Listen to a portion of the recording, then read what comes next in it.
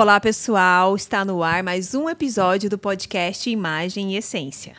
E hoje nós estamos recebendo a dermatologista Juliana Jordão para tratar sobre pele. Bem-vinda, Juliana. Obrigada pelo convite. Bem-vinda, obrigada por ter aceitado o nosso convite. Ficamos muito felizes com você aqui e queremos saber tudo de dermatologia, né? Sim, pode deixar, conte comigo. E para começar, conta um pouquinho pra gente da sua formação, para o pessoal de casa conhecer você melhor. Bom, eu decidi cedo até fazer medicina. Na época eu era atleta, jogava vôlei, salto em altura e eu queria ser médica do esporte. Só para justificar a altura dela, então, já que vocês vão ver as fotos. E aí, na faculdade, eu mudei de ideia. Dermatologia é uma disciplina que vem no final, no quarto ano, se eu não me engano, e até lá eu não tinha pensado em ser dermatologista, mas no quarto ano me encantou. E eu gostava muito da área de alergia. Foi a área, na verdade, que me trouxe inicialmente para a dermatologia. Porém, quando eu fui fazer a residência, ao longo do tempo, eu fui começando a fazer procedimentos, me encantei com essa parte. Fui para Jundiaí acompanhar a doutora Valéria Campos, que é uma referência em laser. Ela fez a formação dela em Harvard em laser e eu queria muito aprender com ela, então fiquei um tempo com ela e ela me direcionou para fazer um fellow, né, um estágio que a gente chama, na Bélgica com a doutora Christine Dierickx, especialista em laser, né, que foi a professora dela na Harvard. E desde que eu voltei desse estágio, eu acabei focando muito nessa parte de tecnologias. Então, desde então, eu dou aula na parte de tecnologias. Escrevi capítulos de livros nessa parte, artigos científicos. Meu mestrado foi sobre laser de CO2. Então, é uma área que, claro, eu gosto muito. E, assim, não está focada somente na estética. A gente usa muito laser também para patologias, para cicatrizes traumáticas, cirúrgicas, então existem inúmeras possibilidades com as máquinas de hoje. Eu ia perguntar isso até quando você estava falando, se essa parte clínica também do laser que tem também para a parte, não só para estética, então tem o laser também para essa parte de cuidado para a saúde mesmo. Sim, inclusive, por exemplo, hoje, considerando Paraná e Santa Catarina, ali na nossa clínica, nós somos os únicos que temos um aparelho, por exemplo, para tratar a mancha vinho do Porto, que é uma mancha de nascença, né? E a gente tem uma quantidade razoável de pessoas acometidas. Por muitos anos não tinha tratamento no Paraná. E hoje eu atendo muitos adultos com essas manchas, porque não foram tratados naquela época, mas também crianças que têm chego para a gente, que antes tinham que se direcionar para São Paulo, principalmente, para fazer o tratamento. E hoje a nossa clínica tem o equipamento adequado para tratar. Olha e que temos uma equipe. Muito legal. Então, para você ver como a gente pode tratar patologias. E cicatrizes, como eu falei, de vários tipos de traumas, às vezes manchas que vêm depois de alguma situação de alergia, de doença de pele. Então, não só a parte estética. Hoje a gente consegue cuidar de muitas coisas com o laser, né? E já começando, né, não vamos falar só de estética hoje, mas já começando com essa cobrança de estética dessa mídia, né?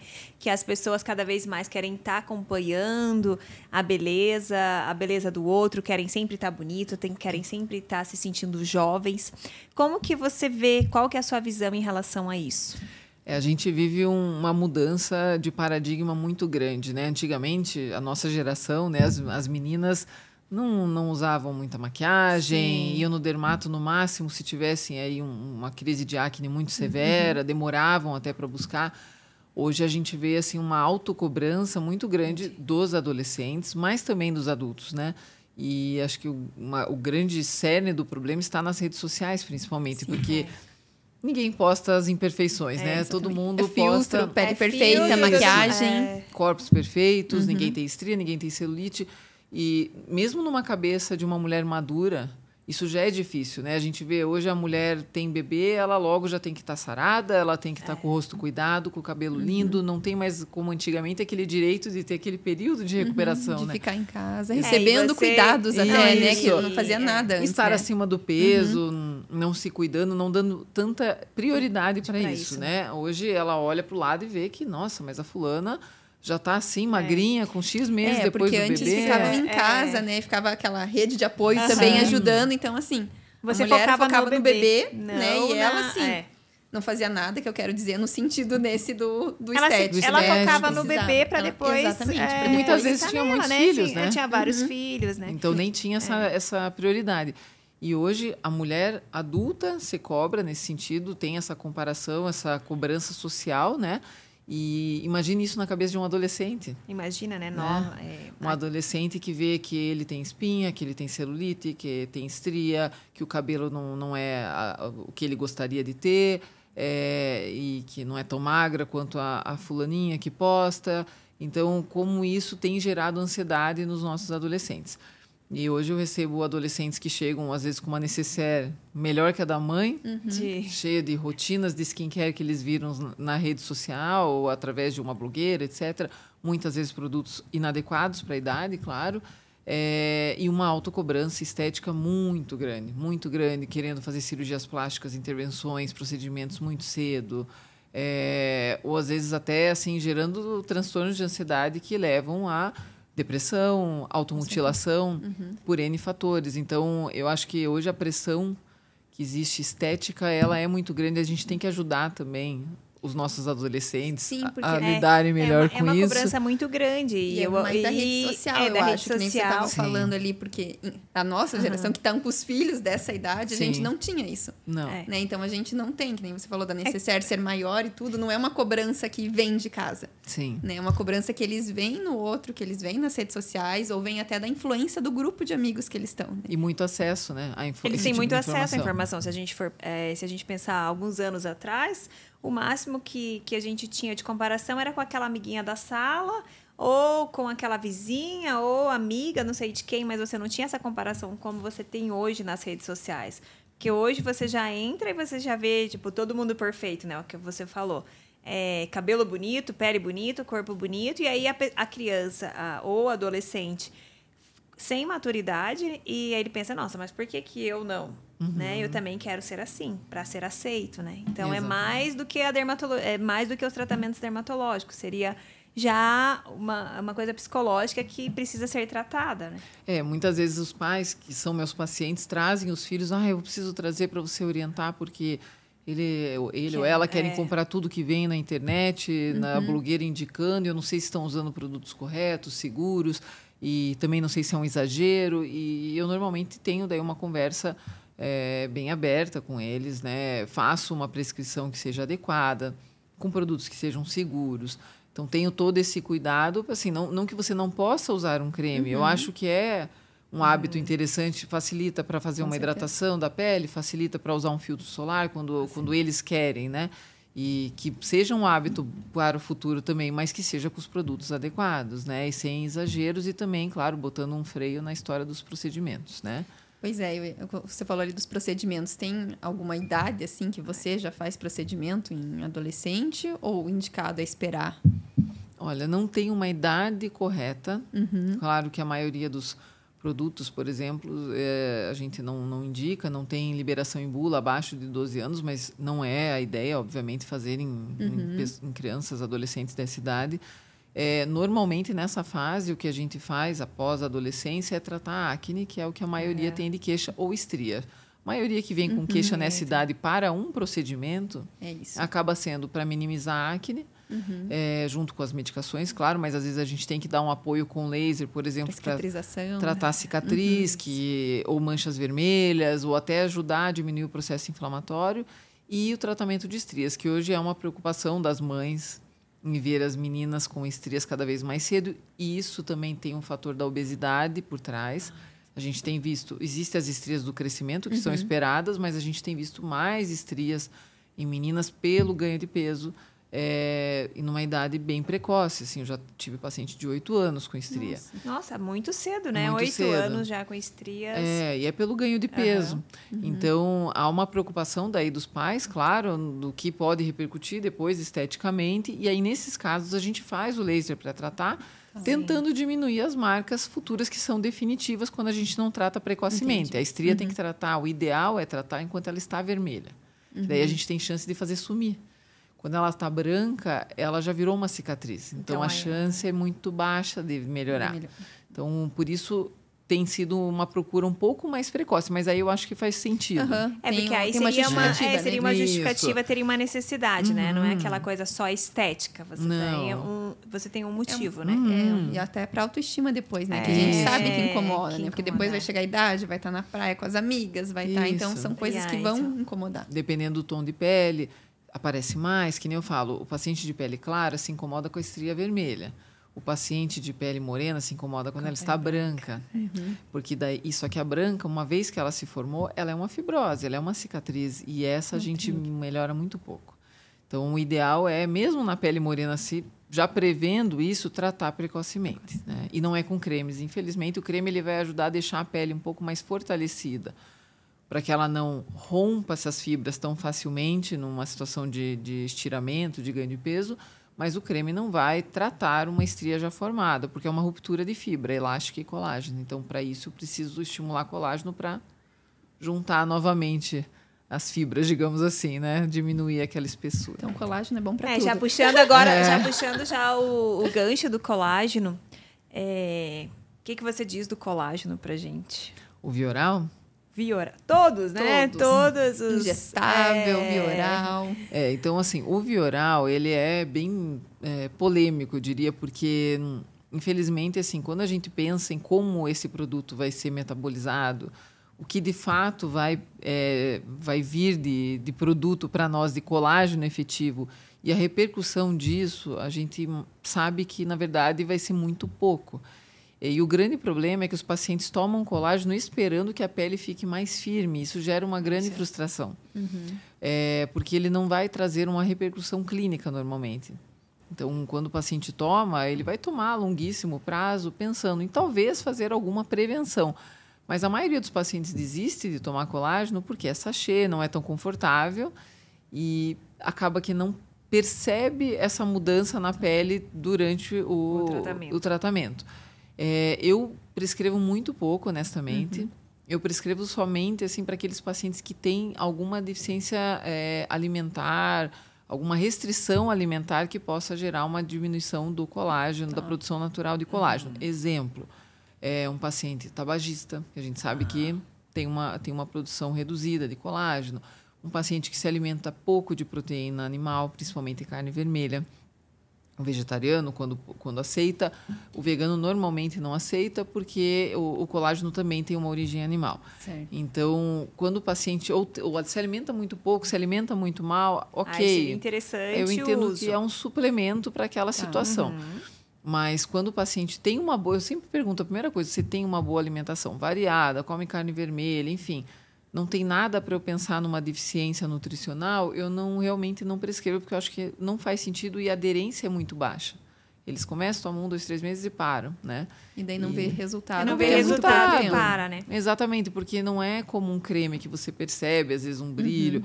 O colágeno é uma aposta a longuíssimo prazo que a gente não sabe o quanto ela vai melhorar. E assim, eu falo, todo ano, depois dos 30 anos, a nossa produção de colágeno vai diminuindo um pouco.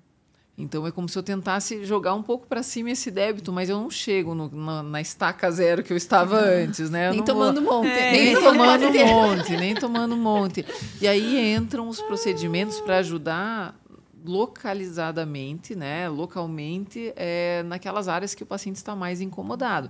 Mas a base de tudo sempre vai ser uma boa alimentação, um bom estilo de vida, você tomar líquidos, ter uma boa hidratação. A pele responde muito a isso, dormir bem. Não adianta nada, né, fazer 1 milhão de procedimentos, ter um sono ruim. Água, né? A função de um hidratante. As pessoas não sabem, mas qual que é a função do hidratante? É formar uma barreira sobre a pele de gordura para evitar a perda de água através da pele. Se eu não tomo água, de que adianta eu usar um hidratante? Então, eu tenho que tomar líquido para manter uma pele hidratada, uma pele saudável, viçosa, etc. Então, acho que os cuidados principais estão nos nossos hábitos de vida, com toda certeza. E aí existem os procedimentos que estimulam o colágeno. Então, injetar o colágeno a gente não faz, né? No passado existiu isso, houveram problemas, hoje não se faz. Existem os bioestimuladores de colágeno, os biorremodeladores de colágeno. Então, são substâncias que, em teoria, aumentam a produção de colágeno naquele local. Da mesma forma que os lasers também, na maioria deles, geram um processo inflamatório que faz com que a célula que produz colágeno, que se chama fibroblasto, entenda que ali ela tem que produzir colágeno. Então, tudo é um estímulo, né? Só que eu vou dar o estímulo, a célula daquele paciente tem que responder ao estímulo. Então, eu sempre falo, existem os bons e maus produtores de colágeno. Tem aquele paciente que você faz um procedimento muito simples e a pele responde de uma forma maravilhosa, e tem aquele paciente que você faz de tudo para melhorar um pouco. E a base está na genética, na alimentação, nos hábitos de vida, para que ele seja ou não um bom ou mau produtor de colágeno. Então, não adianta eu só repor colágeno via oral, fazer procedimentos, se o paciente não tem todo esse caminho por trás, ou às vezes até uma genética favorável, enfim, para responder bem. Por isso que é o que a gente sempre fala aqui, né? O tratamento é um tratamento personalizado. Cada paciente é um paciente, com as suas características, a resposta de cada paciente, né?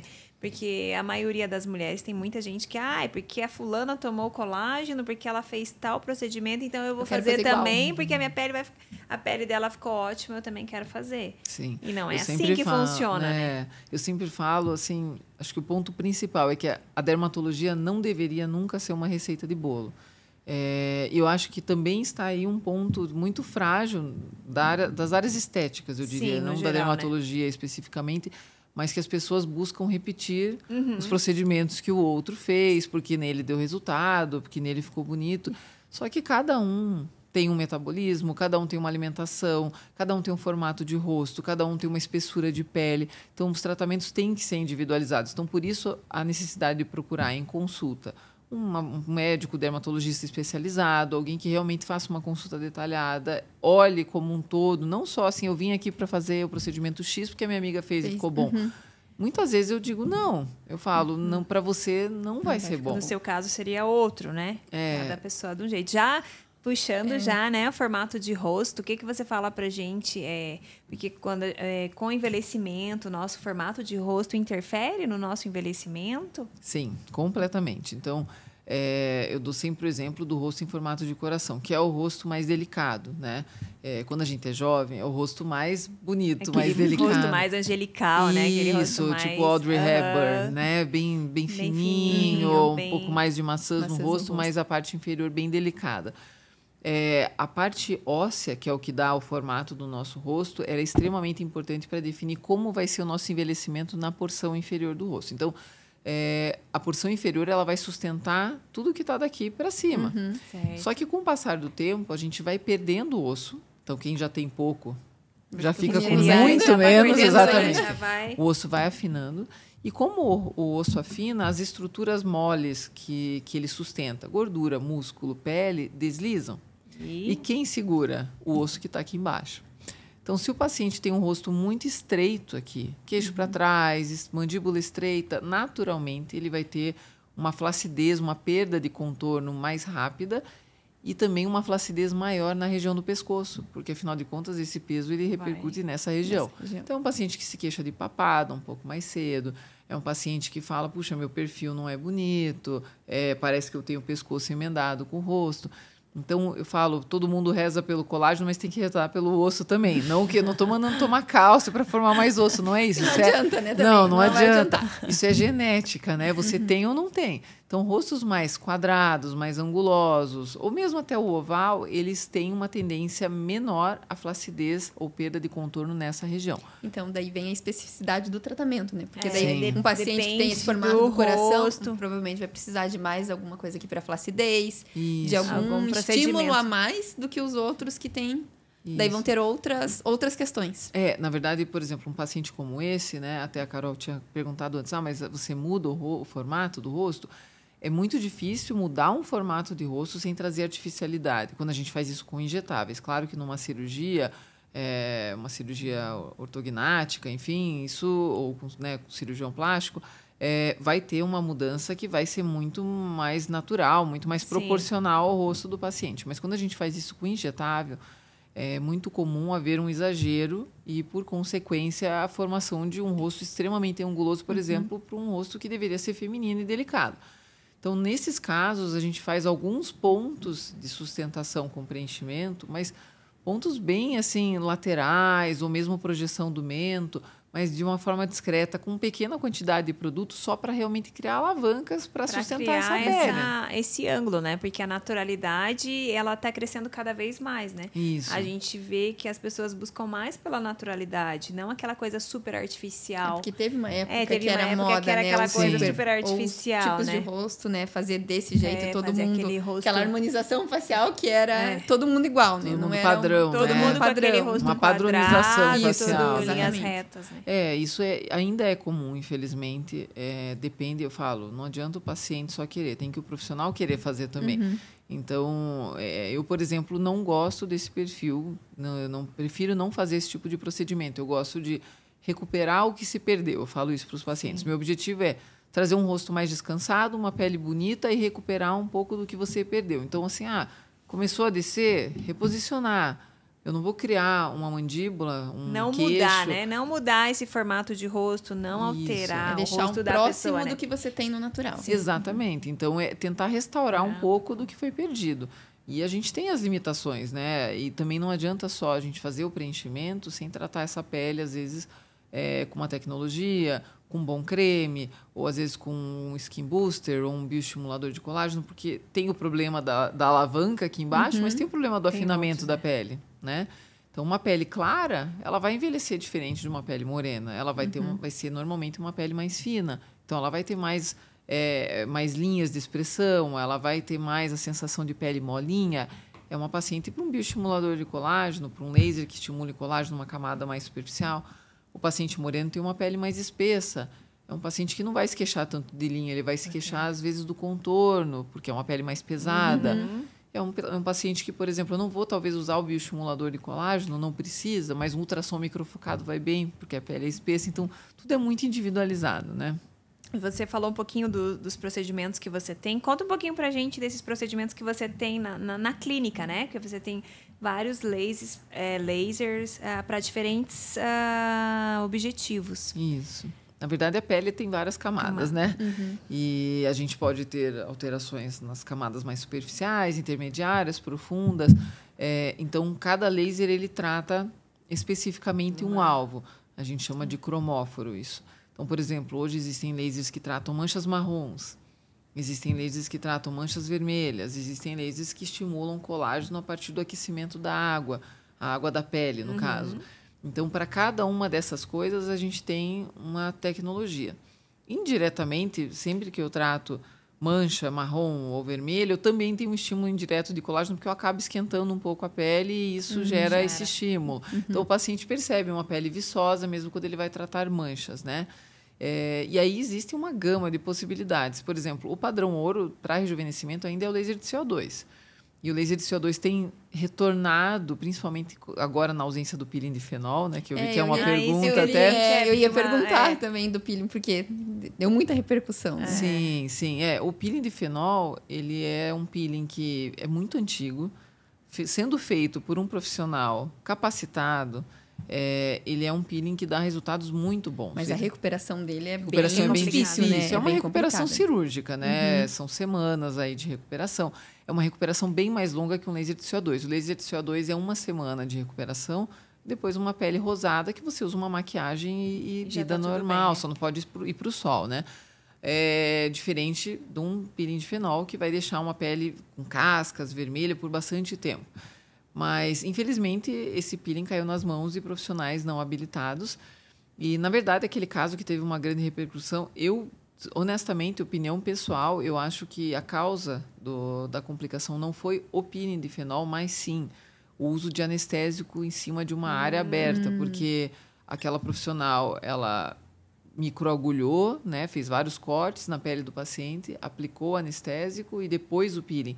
E o anestésico aplicado em cima de uma área aberta, ele faz uma absorção sistêmica. E isso pode levar a uma intoxicação anestésica e parada respiratória, etc.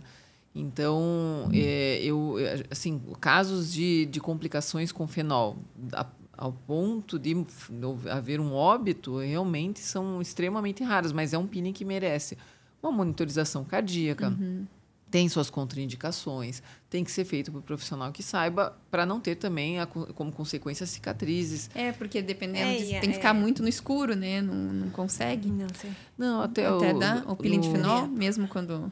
Depois você diz do procedimento que você fez ali. Não, tem que evitar a luz do sol. Não, o aspecto é bem ruim no pós, né? Mas se o profissional, por exemplo, passar camadas a mais, não souber fazer a mistura adequada, ele pode aprofundar mais ainda o peeling e gerar cicatrizes permanentes, né? Mas, infelizmente, ele foi proibido pelo mau uso. Porque quando ele era bem usado, ele era uma excelente ferramenta. E aí retornou o laser de CO2 como, assim, de novo, ele já era o padrão ouro. Não chega a ser o substituto. Ele já era um padrão ouro, digamos assim, dentre as tecnologias, mas agora ele voltou com mais força, porque existem pacientes com essa demanda de um procedimento que dê essa renovada na pele, né? E o laser de CO2 bem feito também traz muitos bons resultados e uma recuperação mais curta que o fenol. Mas o paciente tem que estar disposto a ficar uma semana em casa, que é o tempo de recuperação. Ele faz um peeling também. Esse laser de CO2? Ele vaporiza pontos da pele e, através disso, gera uma renovação da camada mais superficial. E a gente usa ele para melhora de linhas finas, para melhora também de cicatrizes de acne, para melhora da textura de uma forma geral, para melhora do aspecto do envelhecimento de uma forma geral, porque às vezes o paciente tem manchas de sol, manchas senis e ruguinhas, então ele dá uma renovada geral. Ele não vai ser bom para flacidez de contorno, não tem essa função. Aí a gente tem que lançar mão de outros aparelhos, tipo ultrassom microfocado, radiofrequência monopolar, que daí são aparelhos que fazem uma contração para fazer uma elevação dessa região, né? E existem alguns casos que são cirúrgicos também, que daí, quando a gente vê que só com tecnologia injetáveis não é suficiente, eu mesmo encaminho para o cirurgião plástico para conduzir. E tem alguma idade, assim, você recomenda alguma idade para a mulher começar a se preocupar, começar a fazer esses tratamentos? Olha, na minha época, quando eu era jovem, existia aquela regra, entre aspas, né, de que com 25 anos todo mundo tinha que ir no dermatologista começar a usar cremes, né? Eu entendo que usar algum creme, mesmo que seja um creme hidratante, fazer uma boa higiene da pele, é um cuidado que pode iniciar já na adolescência, porque é uma fase que já começa uma alteração de oleosidade, já começam a aparecer as primeiras marcas, não de envelhecimento, mas de acne. Então, eu acho que esses cuidados básicos já podem começar na adolescência. Mas a necessidade, por exemplo, de fazer um creme preventivo de envelhecimento, etc., ela vai ser mais ou menos entre os 25 a 30 anos. E a gente sabe que é a partir dos 30 que a gente começa realmente a ter essa deficiência, essa diminuição, na verdade, da produção de colágeno e que é progressiva. Então, eu percebo muito no consultório e também na prática, né, porque já passei dos 40, que a cada década a gente tem grandes mudanças, né? As pacientes falavam, quando elas chegavam nos 40, eu via muitas pacientes em crise, assim, a minha pele mudou, meu contorno mudou, meu rosto não é mais o mesmo, meu pescoço começou a ficar flácido. Eu falo, dorme de um jeito, acorda do outro. Então, na primeira virada ali de década, né, nos 40, já tem essa sensação para a maioria das pacientes. Com 50, elas sentem um pouco mais. Ainda, né? Com 60, cada vez mais. Mas eu acho que já entra numa fase mais de estou conformada, sabe? Os 40 e os 50, eu acho que eles pegam bastante. É uma transição. Porque é uma transição, já é uma separação, né? Antes eu tinha aquele rostinho de menininha, jovem, né? E de repente acordei, já estou olhando aqui, já tem um negocinho aqui, já tem outro negócio ali. Sim. E essa transição é uma transição mais rápida, né? Depois você já vai gradualmente, você já vai se acostumando com essas mudanças. Normalmente né? já passou daí, depois dos 50, a maioria já entrou na tá menopausa. Aí muda também outras coisas que afetam também a pele. Mas com 40 eu vejo que tem assim, uma crise bem comum, porque há uma mudança bem nítida, né? Principalmente na firmeza da pele. E essa mudança de formato, de rosto. Com 30 a gente muda para um rosto mais alongado. Então é muito comum, por exemplo, você vê foto de artista que tinha aquele rosto redondinho, ali antes dos 30 anos, 20 e poucos anos, e de repente apareceu com um rosto mais marcado, mais alongado. Será que ela fez algum procedimento? Não, às vezes é só o alongamento natural que acontece no esqueleto ósseo da face. Então, a gente tem uma mudança desse rosto infantil para um rosto Vai mais mesmo. alongado nessa fase dos 30 anos, próximo dos 30. É uma mudança já esperada. E aí, nos 40, a gente já não tem assim uma mudança positiva óssea, né? Mas, ao mesmo tempo que a gente começa a ter uma diminuição da espessura óssea, a gente começa a ter uma diminuição também da espessura da pele. Então, é onde as pacientes... É muito comum elas chegarem, olha, eu faço assim... Eu E sinto, começa a sobrar pele aqui do lado. Olha, eu pego minha pele, eu sorrio, começa a aparecer essas linhas aqui na pálpebra. A pálpebra é a primeira queixa. Que aqui marca bastante. Porque já, é a pele mais fina do já corpo. vai. E com maquiagem, daí Maquiagem às vezes fica mais marcado, mais né? Você pensa que vai marcado melhorar. ainda. Isso. Vai passar maquiagem e daí olha, opa. É a pele mais fina do corpo, é a da pálpebra inferior. Então, é a primeira que a gente começa a ver linhas. Às vezes, a pessoa não tem ruga em lugar nenhum, mas já começou na pálpebra. É uma região que ela merece um pouco mais de hidratação, um pouco mais de cuidado, a gente se antecipar um pouco mais, porque é onde vão aparecer as primeiras marcas, normalmente, né? Então, já é interessante que a mulher já comece a se prevenir, né, dessa queda dos 40, bem antes já. Começar já a se prevenir, já esses autocuidado antes, para não ter esse choque tão forte ou... Ou é inevitável. Não, ou é inevitável. Não, eu acho que dá para se antecipar com algumas coisas. Eu sempre falo para os pacientes, olhe para a sua família. Com quem você é parecido, o que você gosta e o que você não gosta. Tem coisas que a gente... Às vezes eu olho o paciente na consulta, eu já sei como ele vai envelhecer.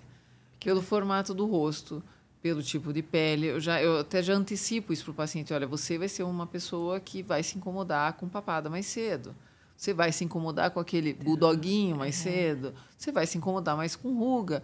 Então, às vezes eu já faço uma orientação de prevenção baseado nisso. E muitas vezes o paciente já traz isso para mim. Todo mundo na minha família tem esse bigode chinês.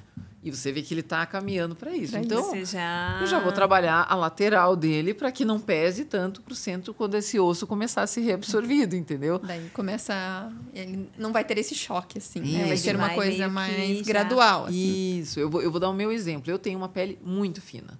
Tenho pele branca e muito fina. Mas tenho a vantagem do osso. Tem Então, bastante, né? Que dá eu pra tenho ver que um as rosto suas linhas são marcado. mais... E isso não é de preenchimento, é meu mesmo. Mas assim, então eu tenho a vantagem no osso e a desvantagem na espessura da pele. Então eu sou uma pessoa que eu não vou fazer quase nada de preenchimento na vida, mas eu vou fazer muito bioestimulador de colágeno. E vou fazer muito aparelho que estimule o colágeno na camada superficial da pele.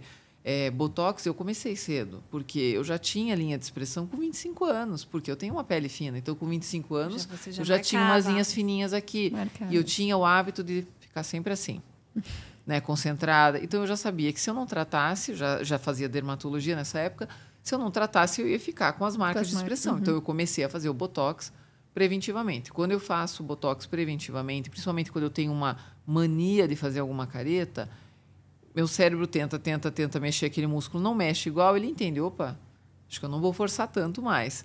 Esse músculo aqui não está querendo mexer muito. E a gente descondiciona algumas manias. Então, hoje eu faço esse movimento condicionado. Você não vai me ver assim no dia a dia. E São antes muitos você fazia anos de o músculo. Botox. Antes eu de treinamento. fazia. Exatamente. Antes eu estava 100% do tempo desse jeito, tensa, né? Hoje não, só quando eu quero fazer um movimento.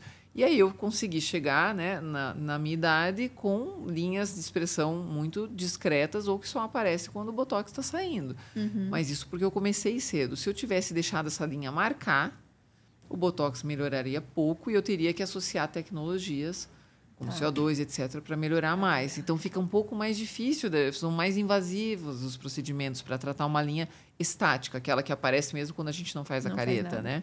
Então, sempre é bom começar cedo, claro, com bom senso, né? Sim, Por isso Não que aí começar alguém já, que vai fazer esse tratamento individualizado, né? Que para Sim. você foi o caso, por causa da tua pele fina, você falou o que você precisa fazer. E outra pele vai ser outro tratamento. Então, não é que nem você falou a receita de bolo. Não deve Vai ser. cada um, vai para um tratamento dependendo do formato do rosto, do tipo da pele, tudo isso vai direcionar o teu trabalho também para que ele tenha um resultado melhor. Sim, exatamente. Então, é muito importante essa orientação e, assim, não tem um momento ideal. A gente vê muito da necessidade naquele momento e de como é a evolução familiar, o tipo de pele, etc., para já prevenir algumas coisas, mas sempre com muito cuidado em relação a quantidades, indicação, para também não exagerar em ninguém, né? Porque daí Pra não voltamos ficar lá na aquela harmonização, coisa, na aquela coisa padronização. artificial que a gente olha pra pessoa, a gente já sabe, nossa, tem alguma coisa diferente ali, a pessoa tá diferente, é aquela coisa que não é natural, né? Porque, o bom é que ele tá diferente, você fez alguma coisa, tá mais bonita, mas não sei o que é. Eu falo pros pacientes, eu quero que você saia daqui, as pessoas acham que você tá bem e não saibam por quê. Então, porque senão você Ponto. perde a graça, né? Isso. Você sabe, não, tá bem porque também... Aí colocou, fez isso, fez fez botox, fez isso, fez aquilo, né? E já Sim. perde a... Porque assim, não, acho que não precisa esconder que faz não precisa alguma esconder, coisa. mas também não precisa deixar, né? Sim, porque tem Evidente. gente que esconde, assim, que tá na cara que fez e jura de pé junto que nunca fez. Nem mexe, até não mexe, né? Exatamente, mas não precisa também, né? Mas também não precisa chegar com aquela cara de preenchimento, botox. Tem que, assim, nossa, tá bem, nossa, como fulano tá bem, uma né? aparência Aquela boa, aparência... né? E a naturalidade, né? Você Isso. buscar aquela naturalidade. Nossa, tá bem mesmo. Ah, você fez esse procedimento, ficou bem harmônico, ficou bem legal. Sim, isso é um cuidado que eu tenho que ter, não só nas mulheres, mas principalmente nos homens. Porque os homens têm começado a buscar mais. Sim, mas eles ainda têm Tem essa... uma resistência. Eles acho que buscam mais, mas Deus o livre se aparecer. Eu sempre falo que o homem, quando vem no consultório, é um lobo solitário. Ele nunca traz os amigos. Porque senão Ele depois veio, os a amigos mulher já vão leva, contar. né? Porque depois os amigos contam pros outros que ele foi que tá Sim, fazendo procedimento, mas a né? mulher traz todo mundo. A mulher, quando gosta da dermatologista, ela traz as amigas, a Sim. família, Não, o vai lá, marido. vai bater o ótimo, O homem entra, faz, vai embora Entra e não calado. traz ninguém. Nunca, ele não indica, no máximo alguém da família, assim, olhe lá. E eles realmente, hoje, tem feito cada vez mais, mas a maioria não quer que ninguém saiba. Então tem que ter um cuidado para faz botox, deixar um pouco de movimento, deixar um pouco de linha, para que fique muito, muito sutil, né? E eles têm normalmente uma exigência menor em relação à mulher, né? Uma exigência estética menor, mas estão cada vez se cuidando mais, estão se preocupando, né? Acho que até para Isso é acompanhar as interessante, mulheres, né? Porque as Isso é mulheres são assim, interessante, você porque olha, as mulheres de hoje em dia, com uma idade, assim, que antigamente você diria que tá velha e estão lá, né? Todas, nem parece a idade que tem, então acaba que mesmo tendo menos cobrança, mas eles também querem estar ali Sim. lado a lado, acompanhar. Estão sentindo mais necessidade, né? E a maioria das vezes a esposa traz o marido. A esposa que Traz. obriga o marido, Convence, né? chega na Convence, consulta. olha... Eu pergunto, então, o que está te incomodando? Não sei, pergunta para ela. Eu já tô quase virando para a esposa. Me conta o que está te incomodando nele, porque eu já sei que a resposta vai ser essa. Você já pergunta direto, né? Qual que é o problema dele? O que que você veio buscar, exatamente. né? Normalmente elas trazem porque elas estão se cuidando e querem que ele se cuide também, né? Mas eu tenho visto também meninos jovens querendo se cuidar. Acne sempre é o primeiro, é o ponto de partida para adolescente e acne, né? Já eu acho é que uma ligação, uma conexão bem forte, né? a menina ela vem por outros motivos, prevenção, etc. O menino, normalmente, a porta de entrada é acne. Alguns por queda de cabelo. Ou vem de uma família calva e começam a ter um pouco de perda e aí vem um pouco desesperados já cabelo, jovens, né? Mas a acne ainda é a maior porta de entrada. E eu sempre falo, né, que a gente tem uma oportunidade de mudar muito a autoestima dos meninos ou das meninas quando a gente trata, por exemplo, essa acne cedo. Normalmente, principalmente os meninos, quando eles têm um quadro de acne severo, eles chegam muito tímidos no consultório, eles não olham no olho, eles mal falam com a gente, é a mãe que vem relatando. Às vezes tem um problema de socialização na escola, vem com aquele moletom fechado, assim, não querem... Já, né? Tímido, né? Um boné, criando uma barreira. Aquela timidez, né, do adolescente, já que não quer expor o problema, né, digamos assim. E aí, quando a gente consegue, né, fazer o tratamento via oral, com uma medicação adequada, começa a resposta desse tratamento e eles começam a ficar com uma pele ótima, a gente vê na consulta. Não vem mais com boné, já está com uma roupa mais colorida, falam com a gente, olham no olho, legal, arranja namorada. Acho que é isso que faz tudo valer a pena, né? Isso que é o legal, né? Esse resgate da autoestima e aí você vê o seu trabalho sendo valorizado, né? Reconhecido. E numa fase crítica, né? E é uma fase fundamental para eles. A autoestima nesse momento para o adolescente é fundamental. Não, vai né? repercutir em todo o resto da vida, né? Então, é muito importante, assim, quando a gente tem uma mãe atenta, preocupada. Já saiba e fique... E às vezes eles não querem ir tratar, mas ela traz e a gente vê toda a mudança, né, de comportamento não, que tem porque daí já quando tem essa trata a pele. pressão, né? Imagina se meus amigos sabem que eu fui lá na dermatologista, vão ainda ficar mais tirando no caso sarro tipo, de de homem, né? De adolescentes, aquela pressão dos amigos, mas aquela coisa daquele resgate da autoestima que é muito importante. Exatamente. Eu vejo que hoje eles têm esse foco. Cabelo e acne é o que traz Que os mais meninos. foca Hoje o cabelo tem sido uma área... o cabelo é uma coisa que tá em alta Tá em agora, alta. né? Tá em alta. homens Homens carecas, cuidando, né? Assim, muita gente fazendo, né? Transplante capilar tudo, e tudo. Mas hoje eles têm chego mais cedo para, como eu falei, já olhando já a nessa genética. prevenção, né? Para evitar chegar nesse ponto. Isso, quando eles veem que a entrada está começando... ou percebem uma queda de cabelo que não necessariamente vai levar à calvície, né? A queda e a calvície são coisas diferentes, né? Eles acabam procurando a gente de uma forma um pouco mais precoce e, claro, esclarecido todos os riscos, necessidades de tratamento, etc. Se houver realmente uma alopécia, né? Uma calvície, uma alopécia androgenética começando, daí realmente, quanto antes tratar... muito melhor. A gente consegue manter o cabelo. Enquanto o paciente fizer o tratamento, ele está com o mesmo cabelo. Não e aí, aquele que não teve essa oportunidade de tratar precocemente, às vezes a gente consegue, dependendo de ter ou não ainda uma boa quantidade de folículos naquela área, recuperar uma parte que já deixe o paciente satisfeito. Já ajuda, né? Ou encaminhar, claro, para o transplante capilar. Mas a área capilar é uma área que a dermatologia tem crescido muito na parte de pesquisas, desenvolvimento de medicações, de procedimentos que estimulem esse crescimento. Então, tem tido cada vez mais possibilidades, tanto para mulheres quanto para homens, ainda mais se fizerem o tratamento precoce. E qual que é a relação da calvície com o fator genético?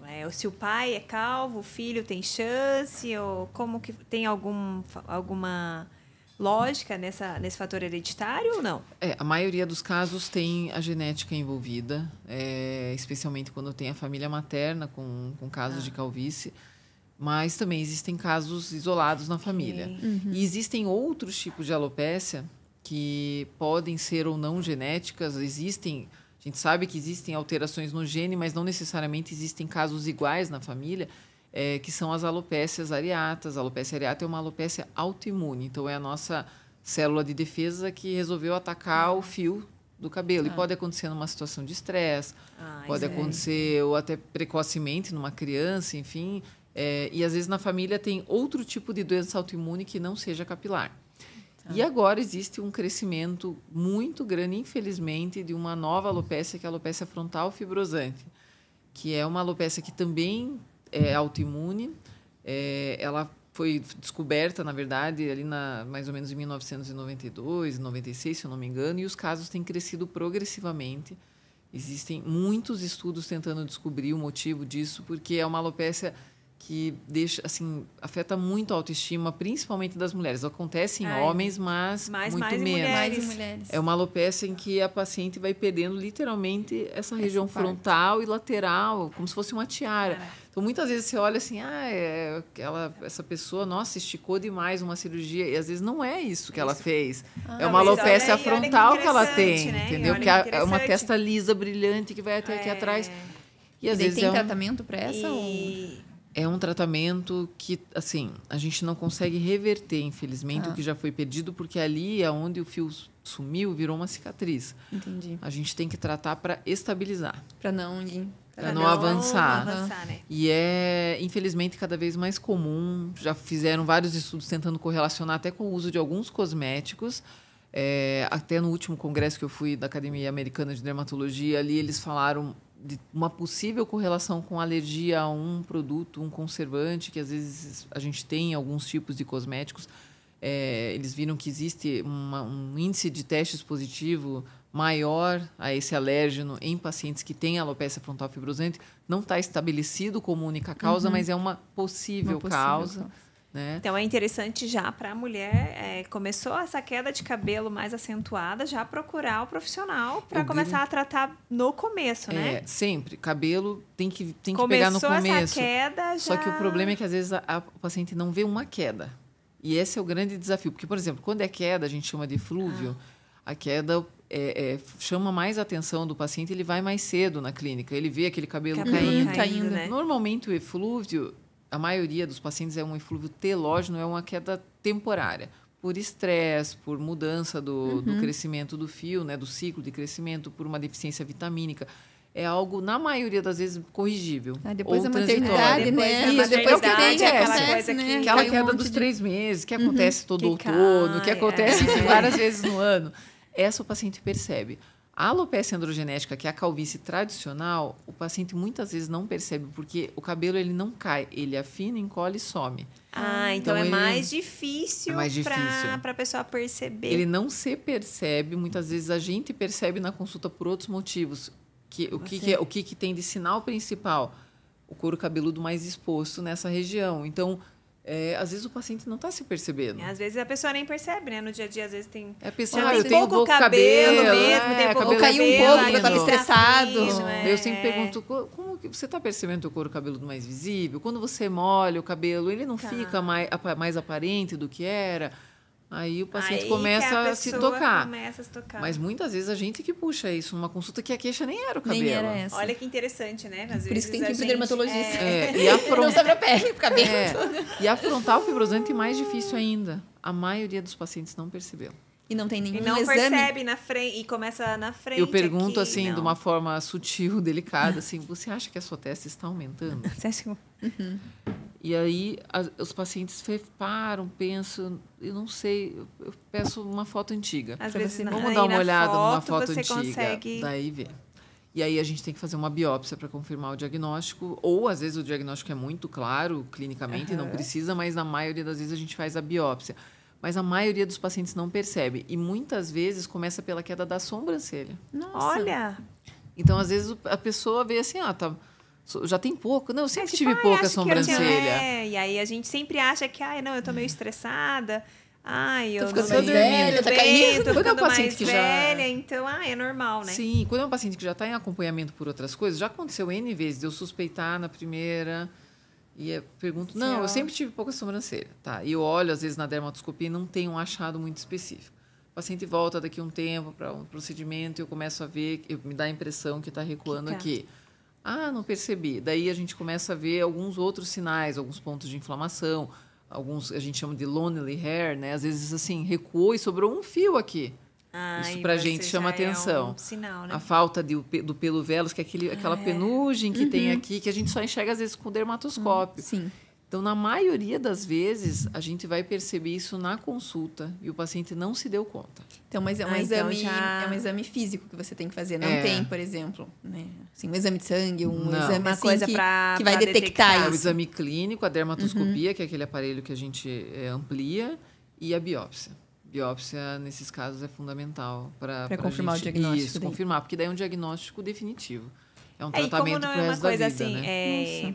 Você falou que está crescendo bastante, mas ainda não é tão comum. Então, às vezes, a mulher nem percebe, nem sabe que existe, né? Nem sabe que existe. Sabia. Eu também, particularmente... Eu já ouvi falar da alopécia, mas assim, né? Não essa frontal. Essa, particularmente, eu também não sabia. Então, às vezes, você não percebe. Você acha que, não, só tá... eu tô perdendo o cabelo aqui na frente, alguma coisa que tá acontecendo, mas não associa. Ou às vezes o paciente começa com lesões que parecem acne, não são lesões inflamatórias da alopécia frontal, mas que acontecem no rosto. No rosto mesmo. Então, começa aqui, daqui a pouco vai no cabelo. Então, assim, são coisas que a gente percebe na consulta e que a gente já se antecipa. Opa, isso aqui... E é o que você falou, né? Às vezes a pessoa vai buscando um outro tratamento, uma outra queixa, e você já consegue identificar. E aí puxa o gancho para uma coisa extremamente importante, que acontece toda semana. O paciente vai fazer botox. Qualquer procedimento que seja, qualquer outra queixa, posso examinar suas pintas? Pode. Acho que eu não tenho nada, mas pode. E eu vou lá, examino e acho um câncer de pele. Olha, gente, câncer de pele é... cada vez mais comum também. E aí, às vezes, o paciente fala, não, mas essa pinta é antiga. Mas ela mudou.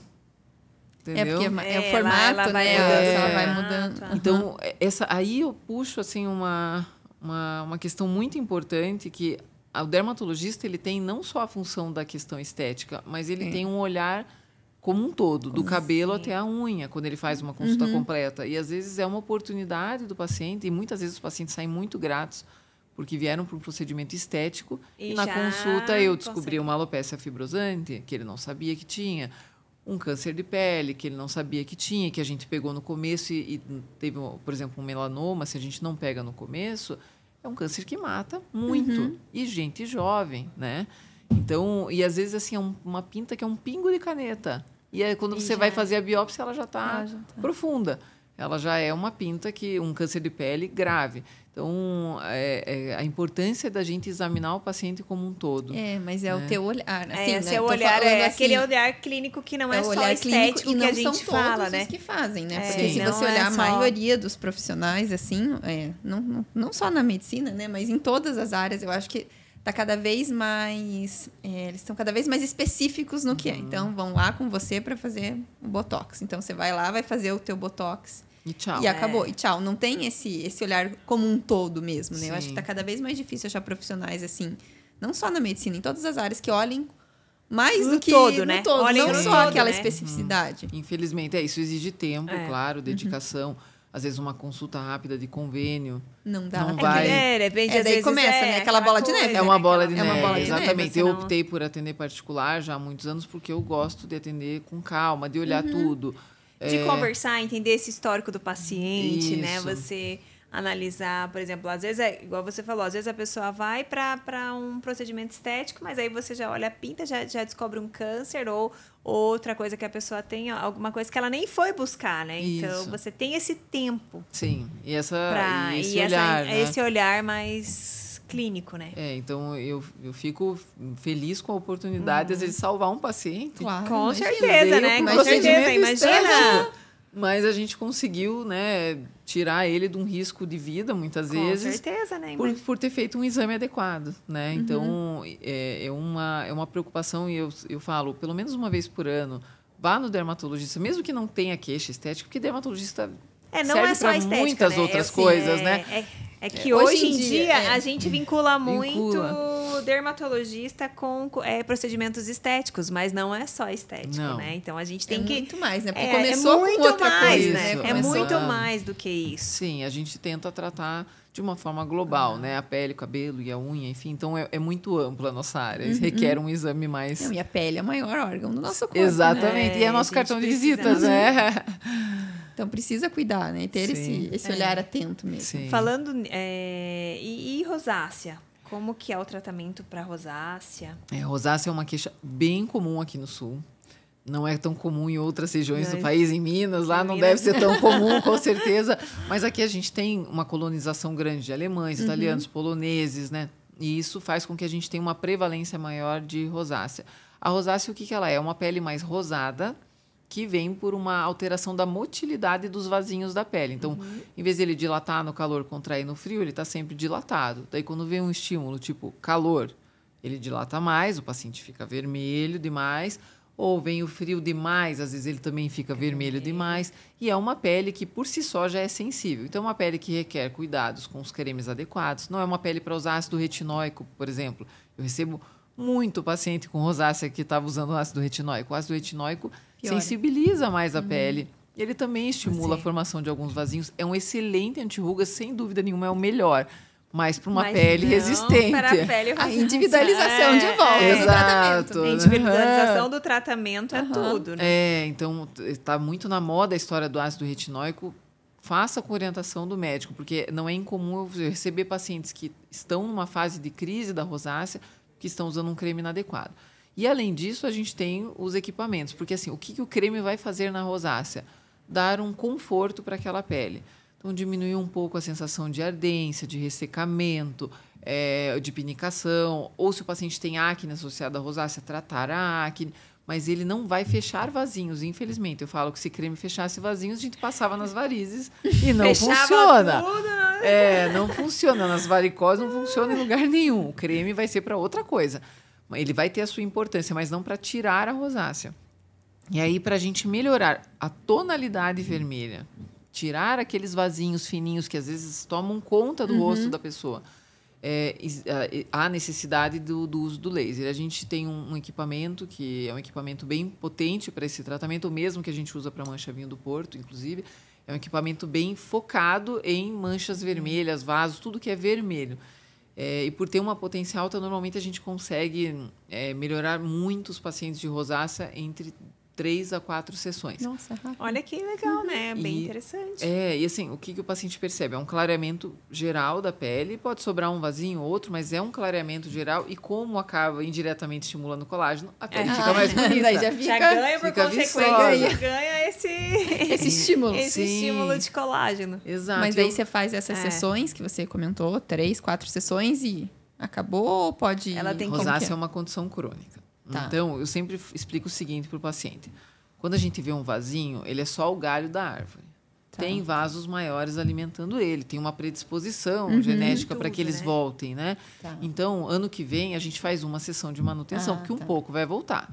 E existem gatilhos para que essa rosácea volte. Então, essa exposição, temperaturas extremas, tipo calor intenso, frio intenso, ar-condicionado, alguns alimentos, algumas pessoas percebem piora da rosácea com pimenta, com álcool. Então, o paciente tem que perceber os Também. gatilhos, evitar na medida do possível, mas uma vez por ano faz o laser para tirar aqueles vasinhos que voltaram, que normalmente Tá. voltam uma parte menor se a gente fizer uma manutenção. Mas a pele fica muito mais bonita. Daí já faz o tratamento Isso do já colágeno faz todo tudo, ano. né? Diretamente, que daí Diretamente. os homens se preocupam. Aí um ponto que os homens têm tratado a rosácea, porque muitas vezes as pessoas elas associam erroneamente a rosácea com a bebida alcoólica. Ele tá e vendo acha que a história pessoa do tá nariz vermelho e bebendo, bebendo. Ai, tá bebendo, E aí os né? pacientes relatam isso para mim. Todo mundo acha que eu bebo. Eu tô com o nariz sempre Às vezes a vermelho, com a pessoa nem bochecha bebe, vermelha. né? Às vezes nem faz bebe. uso de bebida alcoólica. E... Isso, então acaba criando até um certo estigma, normalmente com homens. A mulher se incomoda mais porque se incomoda esteticamente mesmo, enfim, não quer ter aqueles vasinhos no rosto, mas o homem mais por essa questão do estigma com a bebida alcoólica. E acaba tratando mais por conta disso.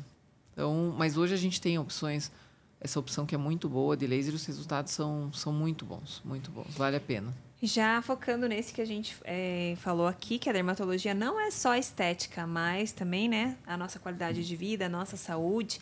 Tem algum caso, assim, no decorrer dos anos de profissão que você lembra, que faz você realmente lembrar, nossa, a dermatologia foi... Eu escolhi certo, né? Sim.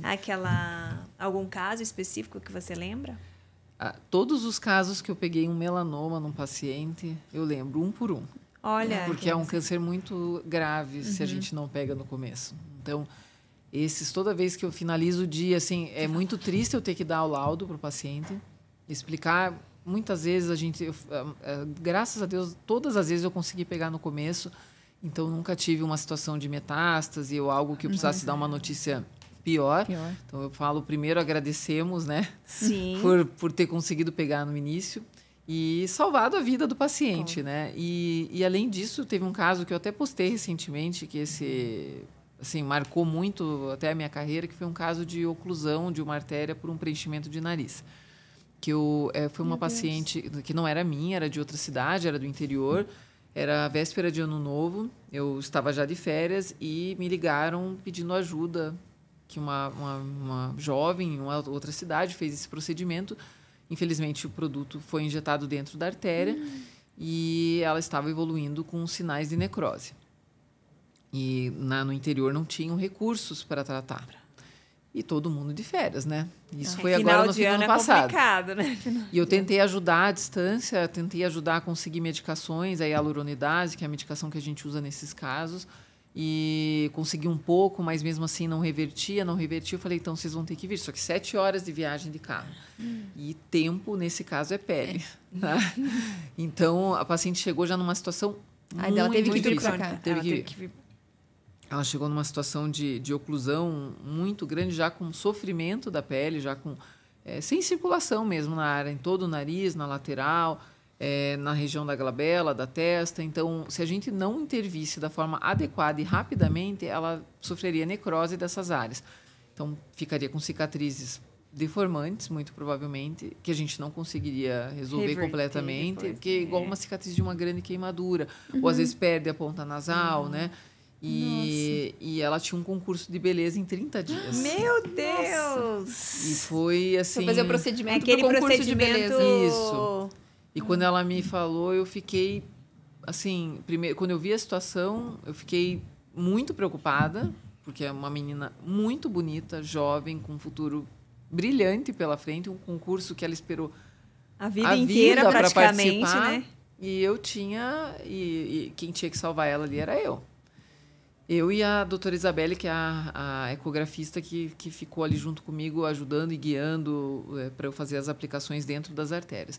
Então, a gente ficou ali mais ou menos 5 dias, 2 turnos, e aplicando. Aplicando também. Algumas horas, 30 frascos de hialuronidase para tentar reabrir cada vasinho dela para que não houvesse uma cicatriz, mesmo que pequena, num rosto lindo como aquele.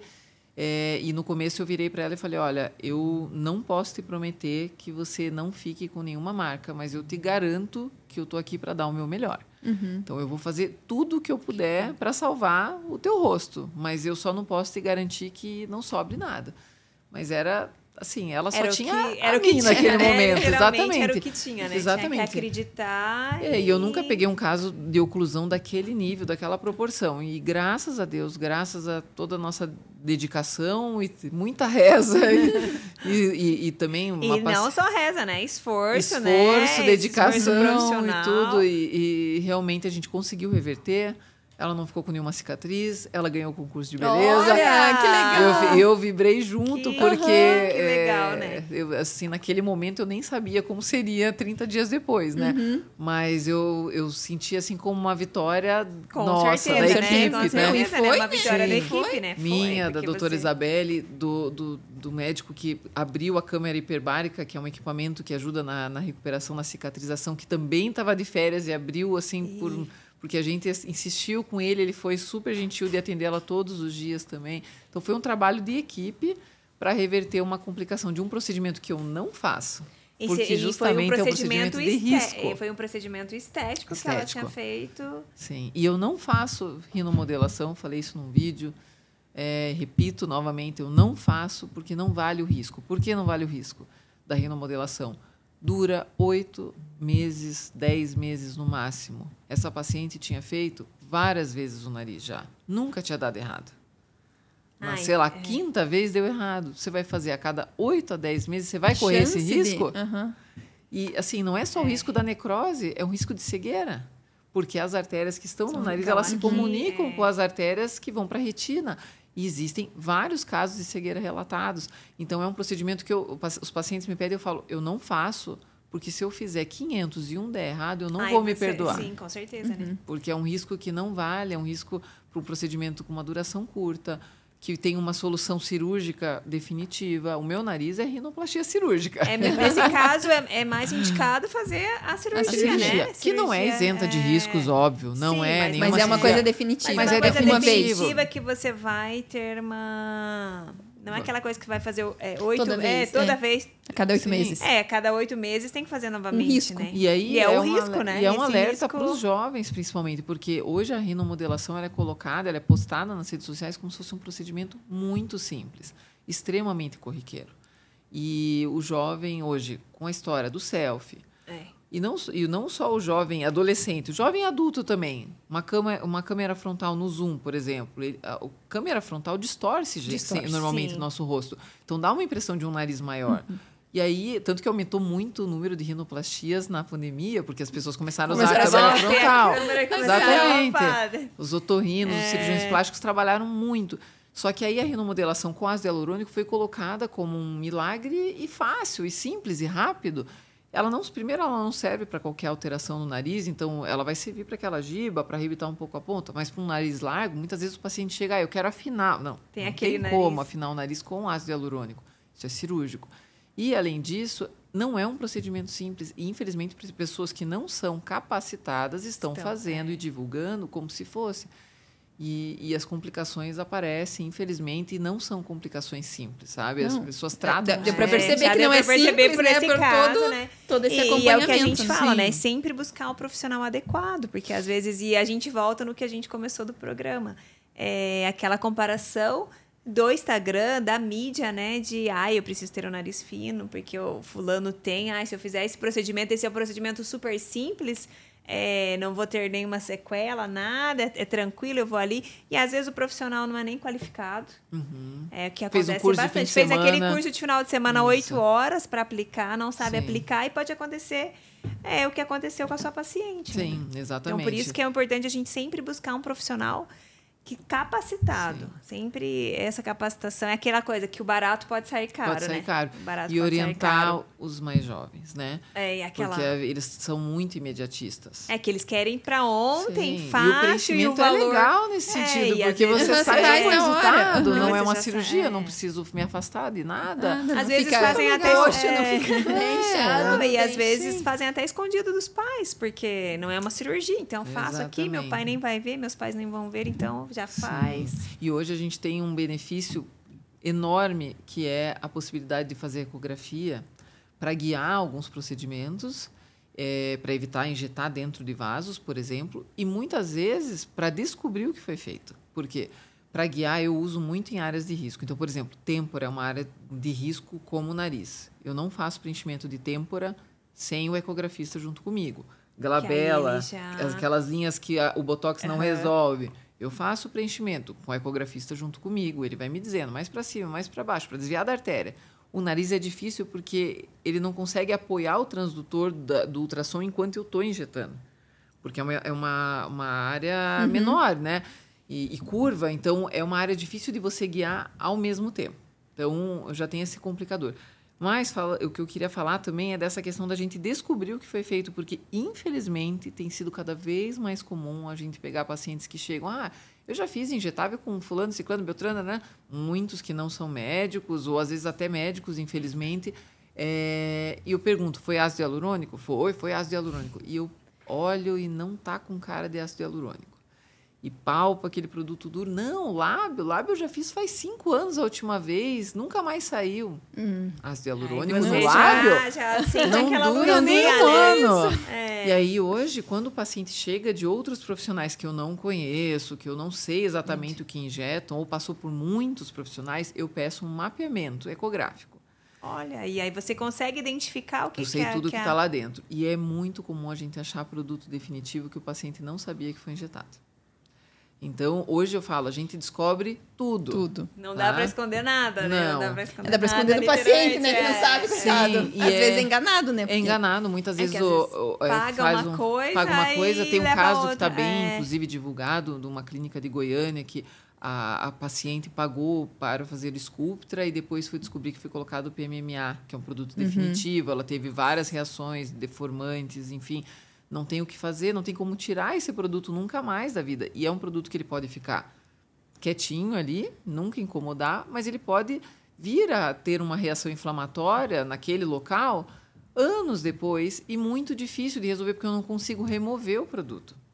Então, e às vezes a gente descobre isso pedindo um mapeamento para o paciente antes de eu injetar qualquer coisa, porque se eu injeto, o paciente faz um mapeamento depois e tem um PMMA, quem que injetou? Quem injetou por aquela coisa, né? Quem injetou por último, como que você prova que não foi Exatamente. Você, né? Aquela coisa, né? Então, para minha defesa e para a segurança do paciente, porque naquele local que tem PMMA, eu não vou injetar nada, porque normalmente em volta desses produtos definitivos se cria um biofilme bacteriano que, às vezes, quando a gente manipula essa região, acaba, digamos, acordando ele, fazendo um processo inflamatório. Então, a gente evita manipular essas regiões.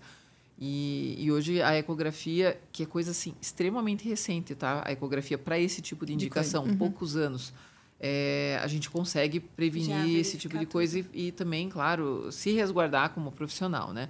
Eu tenho aparelho de ecografia no consultório, eu mapeio algumas coisas antes de fazer procedimentos, eu consigo até ver, por exemplo, espessura de gordura antes de fazer um tratamento para redução de gordura. Se eu vou fazer um ultrassom microfocado, eu consigo ver a profundidade que estão as estruturas que eu quero atingir para usar as ponteiras da profundidade adequada. E quando eu preciso de um mapeamento mais detalhado, eu encaminho para um ecografista que faça isso e a gente ajuda muito os pacientes dessa forma. Nossa, a gente podia ficar aqui conversando, né? Muito tempo, cada vez vem um assunto. Muita coisa, né? Mas, né? Estamos aqui. Que pena. Mas foi uma delícia. Foi uma delícia então, eu acho que saber de tudo e confirmando mais uma vez a importância da gente procurar profissionais, né? Que se preocupam não só que se preocupam com a pessoa em si, né? Sim. Não só com a ser humano. estética, o Como ser se humano, preocupam né? com Que o ser estão ali humano. olhando como um todo. Sim, sim. Obrigada pelo convite de ter aceitado. Opa, obrigada por ter obrigada aceitado. por ter aceitado, né? A gente ficou muito feliz e já descobrimos muitas coisas aqui, Já, né, eu Gabi? aprendi muita coisa que eu não sabia. Olha, dá pra gente fazer o número 2 daqui a Dá, pouco. com vamos. Porque... certeza, Tem podemos muito fazer o assunto, número tem muito dois. assunto. Não, Foi muito número legal. Dois, peraí, número 2 ficou estranho, né? Fazer o O episódio. episódio 2, né? Não, mas eu queria primeiro agradecer o convite, meninas. Muito obrigada pela oportunidade, né? Pela confiança de poder falar um pouco da nossa área e também um pouco da influência dos tratamentos da nossa área na imagem, né? Que vocês Com certeza, cuidam né? tanto, E você, né? e você deixou aqui, claro, né? Isso pra gente que todos os tratamentos que a dermatologia não só, né, gente, não só a estética, mas cuidar da nossa saúde, a gente se preocupar com câncer, com outras doenças que a gente às vezes só pensa tanto na estética, tanto naquela mídia, naquela comparação que a gente esquece de nos cuidar, né? Sim. E sempre buscando a nossa autoestima. Sim, a autoestima, ela pode vir de qualquer coisa, Com né? certeza. Às vezes vem de uma habilidade com um instrumento, ela vem com alguma questão estética, ela vem com uma roupa que você goste. Você gosta. Então é Na muito... cor certa. É, né? exato, na cor vem certa. tudo, né? A gente é. já combina tudo, combina né? tudo. Exatamente, ou veio com procedimento cirúrgico, enfim, ela pode vir de várias formas, cada um tem que saber o que lhe agrada, se conhecer, mas também respeitar os limites, o bom senso, né? Eu falo que eu fico mais conhecida pelos nãos que eu falei do que pelo sim. Porque muitas vezes a gente tem que dizer não para os pacientes, quando às vezes eles querem exagerar, ou quando às vezes eles querem fazer uma coisa que eles não precisam. E, enfim, né, eu acho que isso faz parte da medicina correta, né, de a gente tratar, ter um olhar diferenciado para o ser humano, cuidar dele como um todo. E esse não é como se fosse um sim, né? Porque você está cuidando da pessoa. Às vezes a pessoa quer fazer aquela coisa, mas ela nem sabe as consequências, o resultado que pode ter, né? Sim. É orientar, né? É orientar orientar. E cada um toma a sua decisão, né? Muito obrigada, Obrigada doutora a Juliana. vocês. Deixa para os nossos seguidores aqui o seu Instagram. A gente vai colocar, mas deixa o seu Instagram, onde você atende. Para quem quiser marcar, já várias pessoas com certeza já querem marcar. Nós, né, Gabi? Já vamos 40 anos, já sentimos uma marca aqui, né? Quase, né? Eu já passei dos 40, né? Mas o meu Instagram é o doutora Juliana Jordão, né? DRA Juliana Jordão. Eu atendo em Curitiba, né? Próximo ali do Barolo, do restaurante Barolo, que todo mundo conhece, né? Na Alexandre Gutierrez com a Silva Jardim, no edifício New Zealand. Então, ali no meu Instagram, vocês acham os dados certinhos e o telefone para agendar. Muito obrigada. Muito obrigada. Obrigada a vocês.